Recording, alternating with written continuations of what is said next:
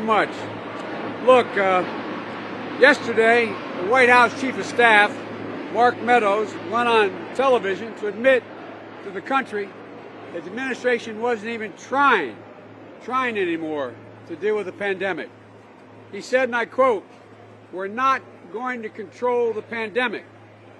The Washington Post headline today says it's White House gives up on trying to slow virus spread. No caveats. Just a deadly admission.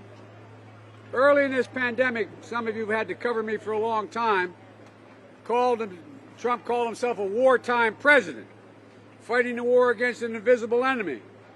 And I've been saying for months, as you well know, that he waved the white flag all the way back then. He wasn't doing much at all. Some people said I was being harsh, that I was being unfair. The White House was coming right out now and admitting what I said months ago was absolutely true. And look how many people are dead. 220,000. And it's expected as many as another 200,000 could die between now and the end of the year. And he said, we're not going to control it. Not going to control it. The bottom line is, Donald Trump is the worst possible president, the worst possible person to try to lead us through this pandemic. And I don't think he just either doesn't have any idea what to do or he just doesn't care. On Friday, Dr. Tony Fauci, the nation's most respected infectious disease expert, publicly acknowledged that the president has not even met with his COVID team for months. For months. Even worse, Saturday, Donald Trump said that COVID-19 count wasn't really going up. Everything was leveling out. He suggested the doctors were inflating the numbers. Catch this, because doctors get more money. What in the hell's the matter with this man?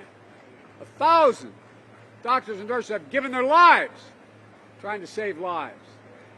And he's saying the reason they're talking about testing is that they want to make more money. Mr. President, more than 1,000 healthcare workers have lost their lives fighting COVID. Doctors, nurses, they're not profiting, they're dying. And you remember during the debate, whatever you want to call it that, during the debate, Trump said that we're learning to live with this COVID. No, he's asking us to learn to die with it. Folks, this has got to end. We can, in fact, end this crisis.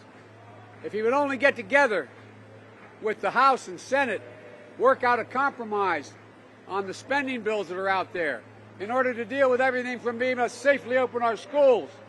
It will cost $200 billion to do it, but it's worth doing it. We should do it. We can lower class sizes, more teachers, ventilation, PPP, masks, gloves, all the sanitation, the businesses to be able to be open if we provide the same kind of help which we said we would do. There's so much more to do. Testing and tracing. We should be pouring billions of dollars into determining how we get rapid testing. Rapid testing. So you know within hours whether or not the test is negative or positive.